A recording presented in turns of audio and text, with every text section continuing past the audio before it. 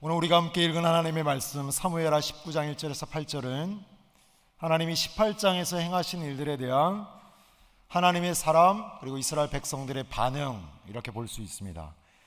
18장에서 다윗의 아들이면서 아버지의 왕권을 빼앗으려고 했던 이 압살롬의 죽음이 그려지고 있습니다.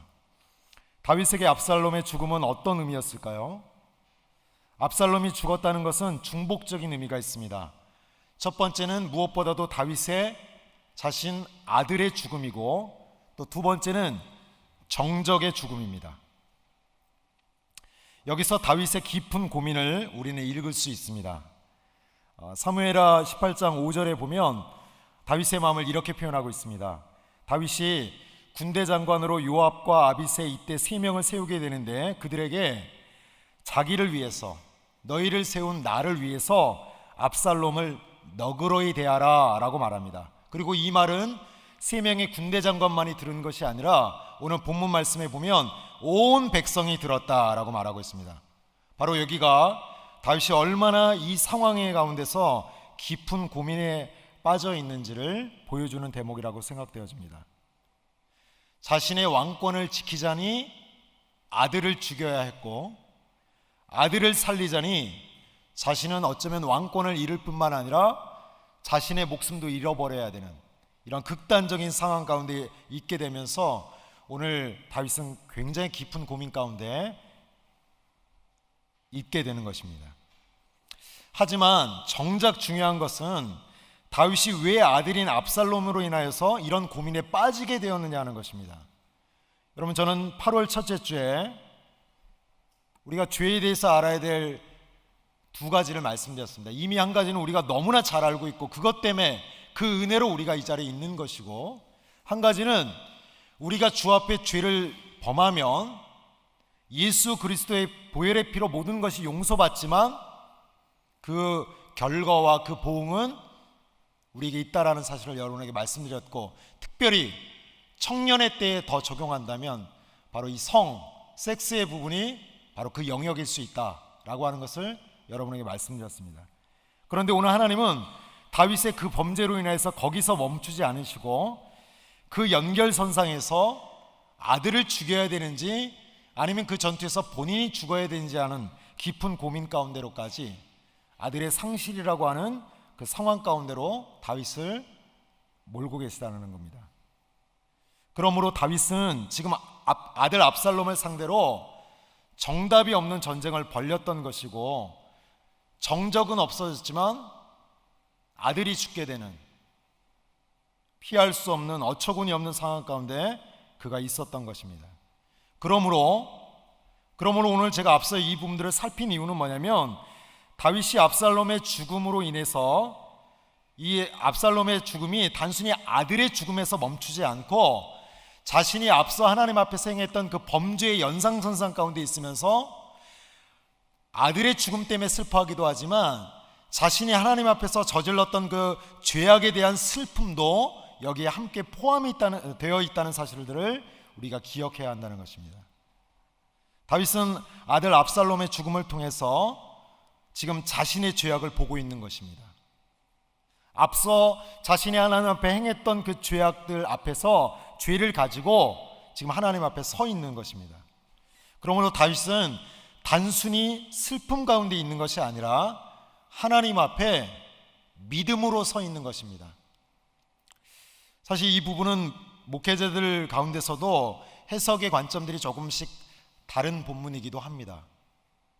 그런데 저는 오늘 그 관점에서 오늘 여러분들에게 말씀을 나누고 싶고, 준비하면서 전하기 위해 이 이후의 설교들을 함께 연구하고 기술해 나갔습니다. 그래서일까요? 다윗의 슬픔이 얼마나 대단한 건지를 오늘 1절을 보면 알 수 있습니다. 1절 제가 읽겠습니다. 어떤 사람이 요압에게 아뢰되 왕이 압살롬을 위하여 울며 슬퍼하시나이다 하니 라고 말합니다. 오늘 사실 이 본문에는 한글 개역 개정판에는 해석이 되어 있지 않은 영역이 있습니다. 여기에 이 문장이 히브리어로 힘내라고 하는 표현으로 시작되고 있는데, 이 표현은 뭐냐면 두 가지 의미를 가지고 있습니다. 지금 다윗이 슬퍼하고 있는 이 모습이 오늘 요압에게 전달하고 있는 어떤 사람이 자신이 매우 놀라고 있다라는 것을 표현하고 있는 것입니다. 이게 그러니까 범상치 않은, 평범하지 않은 슬픔 가운데 왕이 있다라는 것을 표시하고 있고요. 두 번째 흰내의 표현은 요압이여, 제가 지금서부터 하고 있는 이 말을 집중해 주십시오. 귀담아 들어주십시오. 잘 집중해서 저의 이야기에 함께 해주십시오 라고 하는 의미를 가지고 있는데, 이 말로 오늘 1절이 시작되고 있는 것입니다. 그러니까 벌써 이것만 해도 오늘 다윗의 슬픔은 평범하지 않아요. 어느 정도로 평범하지 않냐면 그냥 단순히 아들이 죽었기 때문에 느껴지는 슬픔 그 이상이라는 겁니다. 오늘 그 어떤 사람이 느꼈을 때. 또 한 가지는 오늘 1절 하반절에 보면, 뒷부분에 보면 울며 슬퍼했다라고 나오는데, 이 울었다라고 하는 동사가 완료형이에요. 그러니까 다윗이 잠깐 울었다 멈춘 것이 아닙니다. 한때 잠깐 운 모습을 본 것이 아니고 아주 격한 슬픔 가운데 다윗이 지속적으로 있다라는 것을 의미하는 것입니다. 계속해서 평범하지 않은 울음으로, 평범치 않은 슬픔으로 다윗이 나가고 있다라고 오늘 1절은 우리들에게 다윗의 슬픔을 설명하고 있는 것입니다. 이렇게 다윗의 깊은 슬픔으로 하나님께 지금 믿음으로 나아가고 있는 것입니다. 이어 4절을 보겠습니다. 왕이 그의 얼굴을 가리고 큰 소리로 부르며 내 아들 압살롬아 압살롬아 내 아들아 내 아들아 하니, 그렇죠? 그의 구체적인 모습까지 나타납니다. 얼굴을 가리었다는 거 역시 평범하지 않은, 자신이 어떻게 주체할 수 없는 극한의 고통과 슬픔 가운데 있다는 것을 의미하는 것이고, 여기서 지금 압살롬아 압살롬아 내 아들아 내 아들아 라고 하는 이 부르는 표현도 가슴을 찢는, 도저히 어떻게 표현이 불가능한 상황인 것을 드러내고 있다는 것입니다. 그러니까 오늘 결론적으로 다윗의 현재의 상황이라는 것은 어떤 인간적으로 느낄 수 있는 상황이 아닙니다. 그러면서 반문하여서 우리가 이 상황을 통해서 알 수 있는 건 뭐냐, 하나님이 지금 다윗을 이러한 상황 가운데로 몰고 가고 있다는 거예요. 어쩔 수 없잖아요. 압살롬을 살리면 자신이 죽는 겁니다. 다윗이 그렇다고 해서 그걸 원했을까요? 자신이 산다는 것, 자신이 왕권을 지킨다는 것, 이건 아들을 잃어버리는 거예요. 그러니 전투라는 것은 결국 어느 한쪽이 이겨야만 끝나는 것인데, 어느 한쪽이 지고 어느 한쪽이 이기는 결과가 나와야만 끝나는 것인데, 이 두 결과 다 다윗에게는 받아들일 수 없는 상황이었어요. 그러니 그 상황이라는 것은 하나님께서 몰고 가시는 것이고, 이 깊은 슬픔 가운데 있는 다윗은 바로 하나님께서 지금 다윗을 만지고 있는 상황이다라고 볼 수 있다는 것입니다. 오늘 제가 8월 첫째 주에도 말씀드렸습니다. 사무엘하는 한마디로 우리가 요약하면 다윗의 전심, 사도행전 13장 22절에 나와 있는 것처럼 다윗은 하나님의 마음에 합한 자예요. 그는 하나님 앞에 범죄했을 때도 그의 옷을 찢으며 하나님이 원하시는 대로 회개하고 철저하게 주 앞에 나갔던 자였어요. 그래서 하나님은 그를 완전하다 말씀하신 것이 아니라 내 마음에 합한 자요 온전하다라고 말씀하고 계시는 것입니다. 오늘 다윗이 그런 상황 가운데 있는데, 제가 오늘 여러분에게 이러한 다윗의 상황 가운데서 두 가지 서로 극단적 반응을 보이고 있는 두 그룹을, 한 그룹과 한 사람의 이야기를 하면서 오늘 공감이라고 하는 부분들을 말씀드리고자 하는 것입니다. 여러분, 첫 번째 반응은 백성들의 반응입니다. 여러분 2절과 3절을 함께 살펴보겠습니다.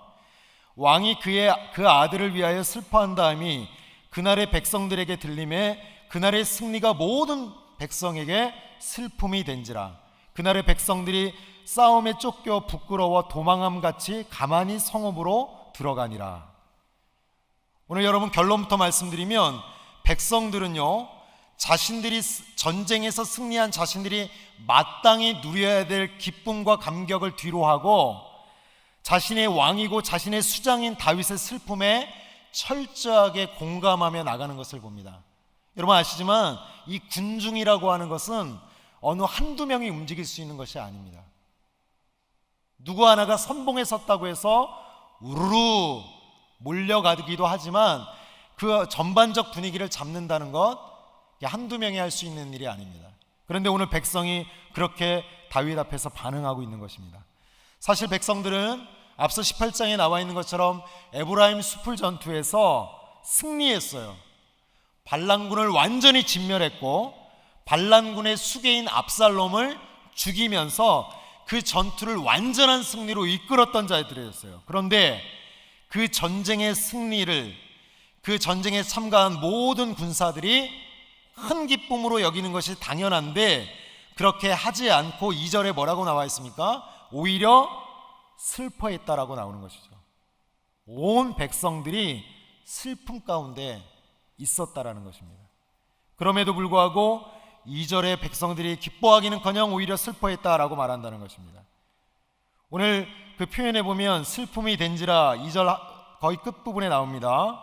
이 표현은 강조형이에요. 그리고 또 여기서 나오는 슬픔은 앞서 다윗이 슬퍼했다라고 하는 단어와 똑같은 어원을 갖고 있는 표현입니다. 즉 백성들이 다윗과 같은 마음으로 같은 깊이의 슬픔으로 나갔다라는 것입니다. 오늘 이렇게 마땅히 기뻐해야 될 그 자들이 다윗의 슬픔 가운데 동참했다라는 것은, 특별히 대중이 그랬다는 것은 오늘 우리에게 굉장히 강력한 메시지입니다. 더욱이 전쟁에 승리한 군사들은 원래 어떻게 귀환하게 되는 것이죠? 귀환할 때 왕과 전투에 참여하지 않은 모든 백성들이 성문 밖으로 나와 어떻게 맞이하는 겁니까? 환호하면서 맞이하는 거죠. 기뻐하면서, 즐거워하면서, 소리를 지르면서 맞이하게 돼 있어요. 그런데 3절에 뭐라고 나와 있습니까? 에브라임 숲을 전투에서 승리한 그 다윗의 군사들이 마치 패배한 병사들처럼 조용히 입성했다라고 나옵니다. 이 모든 것들이 오늘 다윗의 슬픔 가운데 그들이 함께 공감하고 있다는 것을 오늘 우리들에게 보여준다는 것입니다. 두 번째는 이와 상반되는 요압의 반응입니다. 오늘 우리가 함께 읽은 사무엘하 19장 5절에서 8절까지의 말씀을 요약하면 이렇습니다. 5절은 다윗이 슬퍼하며 통곡했다는 사실을 듣고 요압이 지체 없이 그에게 달려갑니다. 잠시의 쉼도 없이 달려갑니다. 그러니까 다윗이 슬퍼할 수 있을 만한 시간적 여유도 주지 않고 마땅히 간 거예요. 왜요? 요압에게는 정당성이 있었어요. 자기 나름대로의 정의가 있었습니다. 이 다윗의 슬픔을 멈추게 해야 된다라고 하는 당위성이 있었어요. 그래서 지체 없이 그에게 달려갔다라고 말하는 것입니다. 6절에는 다윗은 보십시오, 오히려 잊지도 않은 일들. 6절을 함께 읽겠습니다. 제가 저는 왕께서 미워하는 자는 사랑하시며 사랑하는 자는 미워하시고 오늘 지휘관들과 부하들을 멸시하심을 나타내심이라. 오늘 내가 깨달으니 만일 압살롬이 살고 오늘 우리가 다 죽었다면 왕이 마땅히 여기실 뻔하였나이다.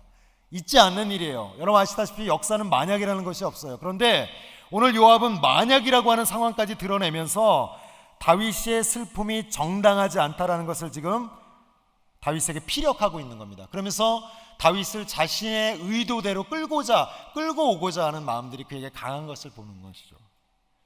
7절 이어서 뭐라고 말합니까? 이제는 직격탄을 날립니다. 왕이시여 나가십시오. 백성들에게 나가십시오 라고 하면서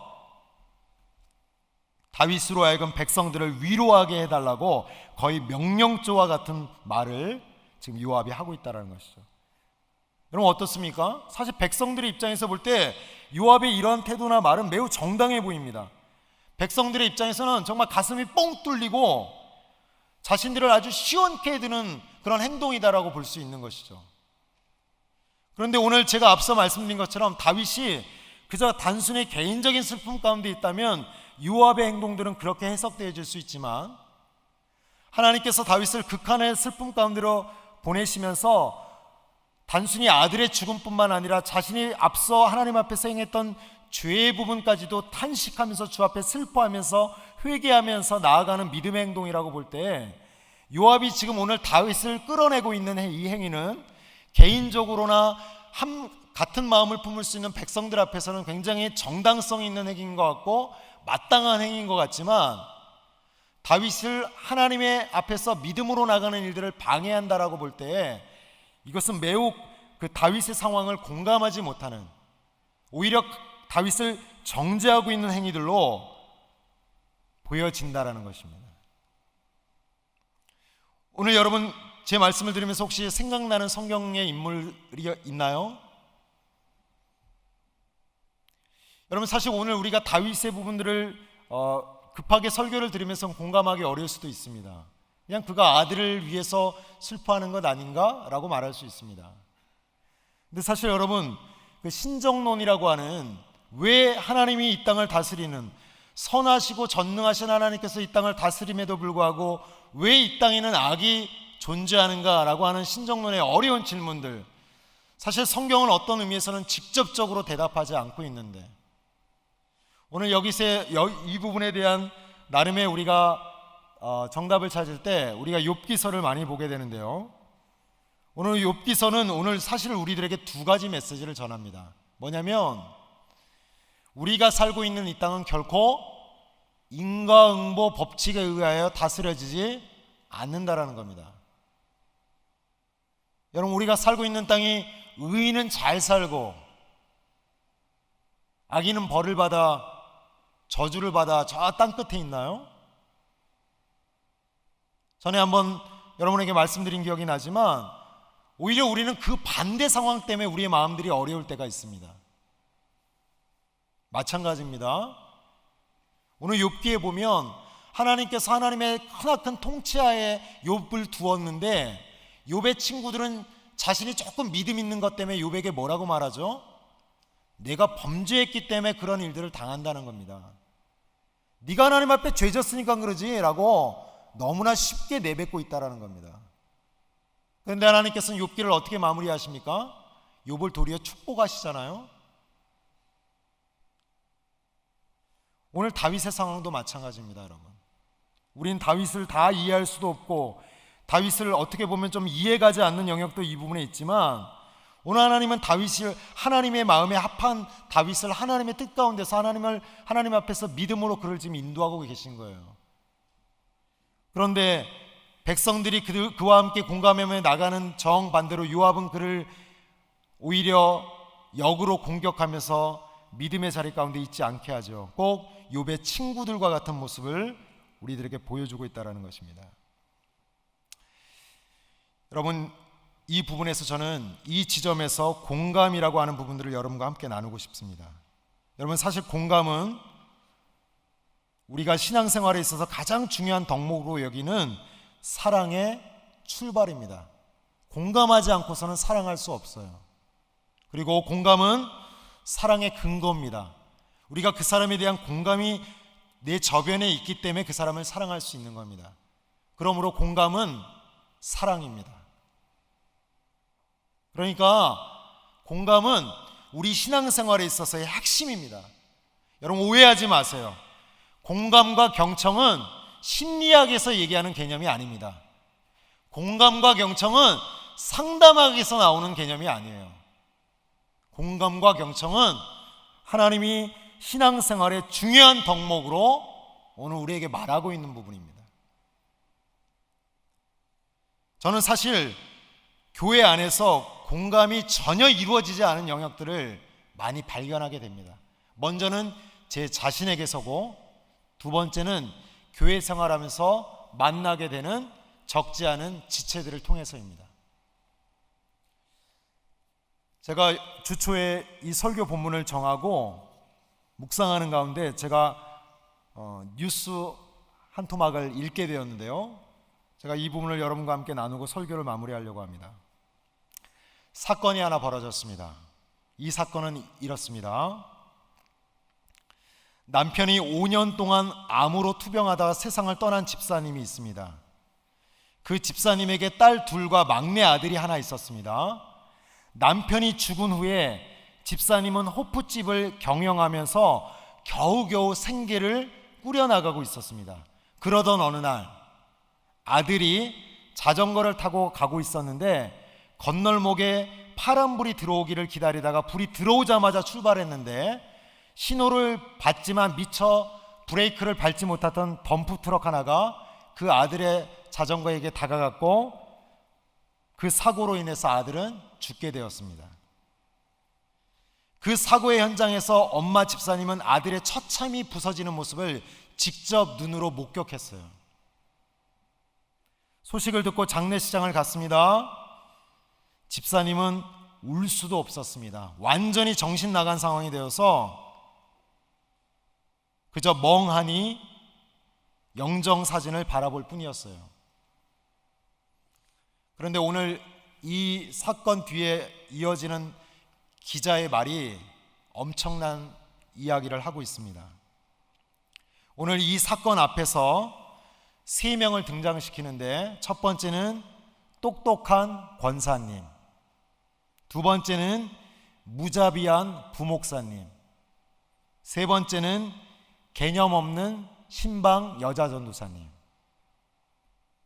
첫 번째입니다. 똑똑한 권사님. 가장 먼저 똑똑한 권사님 이야기를 하겠습니다. 정신이 나간 그 집사님에게 다가가 손을 잡고, 권사님은 나도 이런 어려움을 다 겪어봐서 지금 심정을 다 이해한다고 말했습니다. 그러면서 자신의 남편이 어떻게 죽었는지, 어떻게 자식을 먼저 보냈는지를 녹음기를 틀어놓은 것처럼 반복했습니다.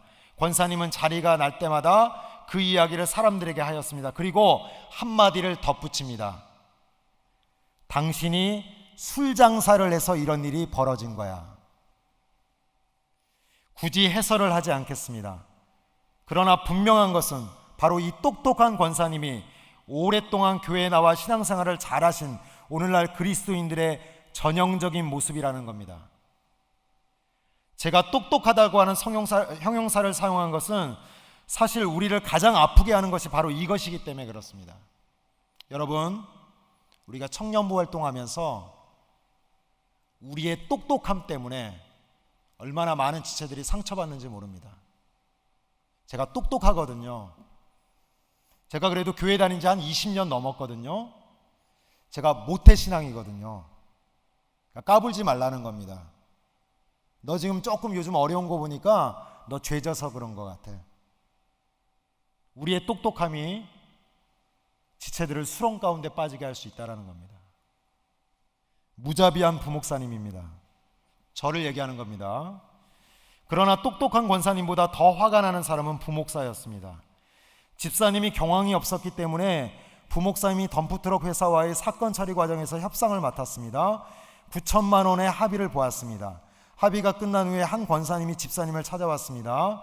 그리고 목사님이 수고를 하셨는데 수고비를 드렸냐고 물었습니다.